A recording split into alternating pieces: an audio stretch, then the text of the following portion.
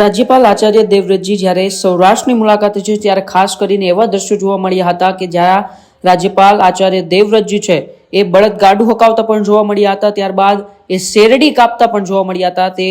ગીર સોમનાથ, સૌરાષ્ટ્રના ગીર સોમનાથ જિલ્લાના પ્રવાસે છે ત્યારે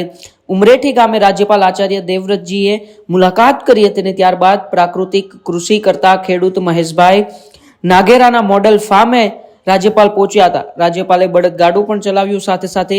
ખેતરની અંદર શેરડીની કાપણી પણ કરી હતી અને ખેડૂતોને પ્રાકૃતિક કૃષિ અપનાવવાનો અનુરોધ પણ કર્યો હતો. તો જે જીવામૃત બનાવવામાં આવે છે, જે ઓર્ગેનિક ખેતીમાં ખૂબ જ એક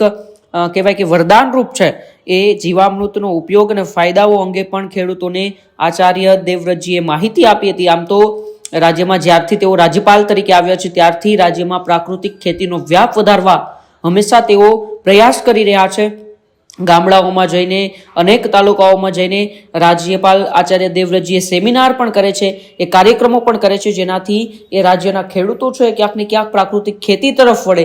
ઓર્ગેનિક ખેતી તરફ વળે અને જે આજના શાકભાજી છે, આજનું અનાજ છે, પ્રાકૃતિક ખેતીથી પકવાય તેવો આચાર્ય દેવવ્રતજીનો જે આગ્રહ છે ને તેને લઈને ફરી એક વખત હવે આચાર્ય દેવવ્રતજીએ સૌરાષ્ટ્રના ગીર સોમનાથ જિલ્લાની અંદર પહોંચ્યા હતા અને ત્યાં તેઓએ બળદગાડું ચલાવી શેરડી કાપીને ત્યારબાદ પ્રાકૃતિક ખેતી અંગે ત્યાંના ખેડૂતોને માર્ગદર્શન પણ આપ્યું હતું. જીવામૃત કેવી રીતે બનાવવામાં આવે છે, જીવામૃતના પ્રાકૃતિક ખેતીની અંદર ફાયદાઓ શું છે, આ તમામ બાબતોનું માર્ગદર્શન પણ આચાર્ય દેવવ્રતજીએ એ સૌરાષ્ટ્રના ખેડૂતોને આપ્યું હતું.